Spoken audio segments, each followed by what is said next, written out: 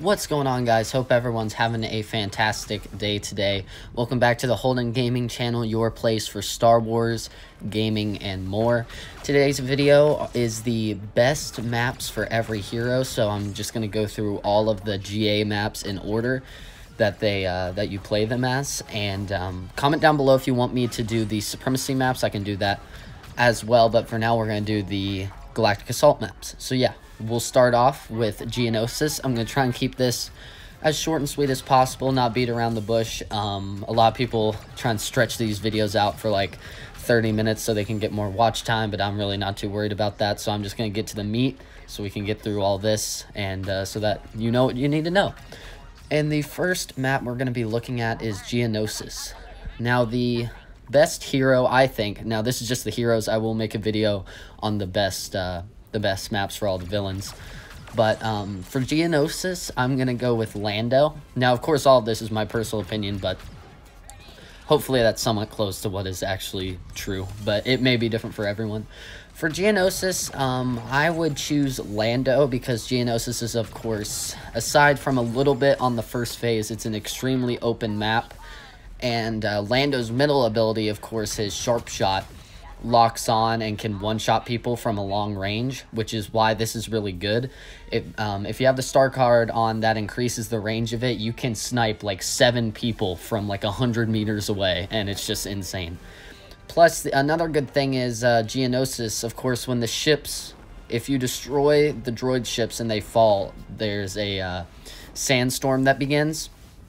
And with this ability, with his blaster, you can see through the smoke because it's heat vision, so you won't be affected by that dust storm. They won't be able to see you, but you will definitely be able to see them. And also, that ability locks on through that, dust. So, kind of off topic, not a huge thing, but kind of an extra perk. But yeah, Lando, just with that ability, really good in the open, in outside maps. Leia is another alternative, very good person to use on this map as well. But yeah, best person for Geonosis is Lando, in my opinion. Moving on, the next map is, of course, Kashyyyk. Now, for Kashyyyk, there's, of course, a lot of different people you can use, but Kashyyyk is mostly an pretty open map. I'm going to go with Finn, because similar to Lando, he has another ability that locks on the Deadeye, which is really good at close range, and also his blaster has dual zoom and is really good at long range as well. Also, Finn is really good as a defensive hero because he can heal his teammates and himself. Really solid in GA period to help his team. Just with the open map of Kashyyyk and the defensive tactics you'll have to employ as the light side, I would just choose him in GA for sure. Really good for this map. His blaster has very good range, and Kashyyyk is mostly open, like I said, so I would say Finn is probably the best, and that's probably his best map, is Kashyyyk. Now, moving on, we have Death Star. Now, Death Star, this is not even a question. Most lightsaber people are good on Death Star, but Obi-Wan, for me, is an easy choice.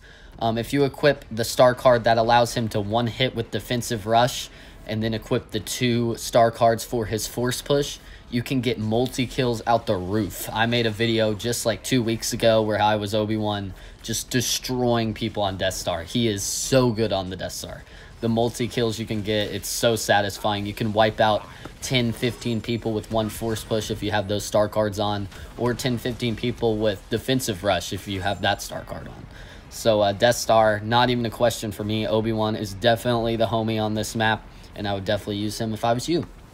Moving on to the next map, we have Jakku. Now, Jakku is open for the first phase, pretty open at all times. It's inside, but also not, because it's in the Star Destroyer. But it's pretty much, might as well just be an open map, because you're not really inside. Jakku, again, a lot of different options. I would choose Han Solo, personally. Han Solo, of course, has a goated blaster, so he's really good for hitting people from long ranges. His Detonite charge can wipe out. If people get close to you, you can just throw your Detonite charge and kill them all, instantly. And also, of course, he has his shoulder charge if bad comes to worse. Mainly because of his ability on the choke points, to get multi-kills with his detonite charge, and also his ability to pretty much snipe people with his pistol, because his pistol, the bloom is non-existent. It doesn't have bloom. It's a sniper. So that's why I would choose Han Solo for Jakku. You could alternate that with Lando. Lando's also really good on Jakku, but I'm just going to go with Han Solo because we already said Lando for Geonosis. Moving on to Indoor, I'm going to go with Rey. Now, Indoor is an outside map, but because of all the trees and stuff like that, it's probably better for lightsaber people. And the reason I choose Rey is because of her insight ability. And with her insight ability, basically with all the trees and foliage, it can be hard to see enemies, but with insight, you can see all the enemies anywhere close to you. Of course, her rush attack is really good for clearing choke points if you get to the last objective, which, of course, the last objective on Indoor, it's ridiculous. You're probably going to die no matter what. It's just 20 people on both sides basically throwing grenades and everything they have into, like, a very small point. It's absolute chaos. But, yeah, I would go with Rey for Indoor. Now, moving on to the next map, we have Kamino. Kamino is a really good map for kill streaks, same as Death Star and Indoor. I would choose Obi-Wan once again for Kamino, mainly because Obi-Wan is such a defensive hero, a good defensive hero, and you will be defending on Kamino.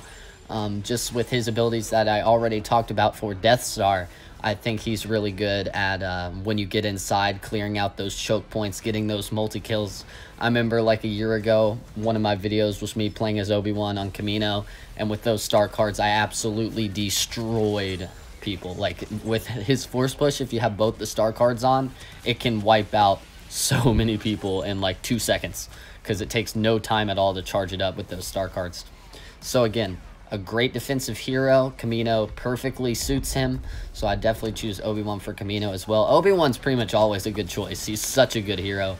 Definitely better than Luke and Anakin. Of course, Anakin, of course, used to be broken and would destroy anything, but, you know, that gives me PTSD, so I'm not going to talk about it anymore. All right, the next map, we have Tatooine. Now, for Tatooine, I would choose Luke Skywalker, unironically. Kind of suits him since it's Tatooine.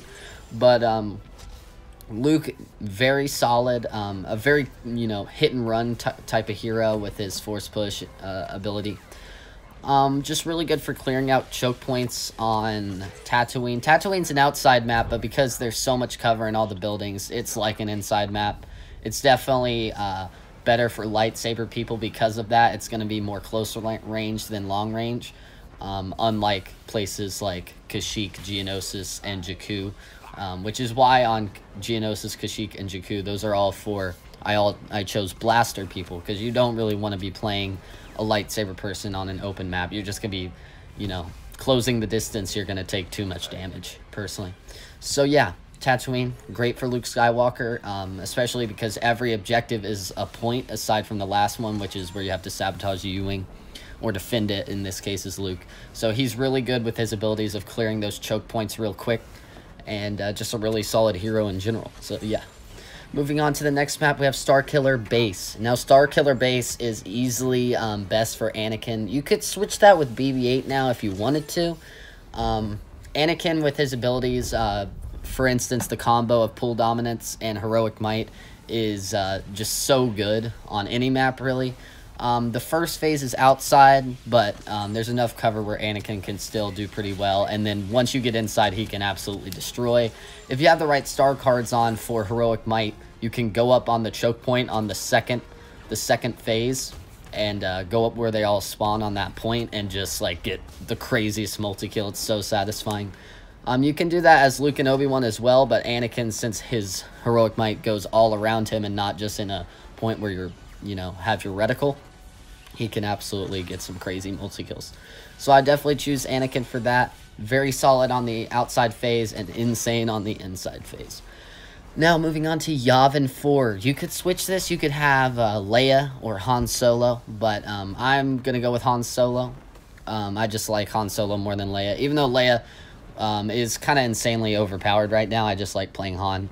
Again, really good for multi-kills with his detonite charge, and just on those outside phases you can destroy with his pistol because the thing is just ridiculous. It's so good.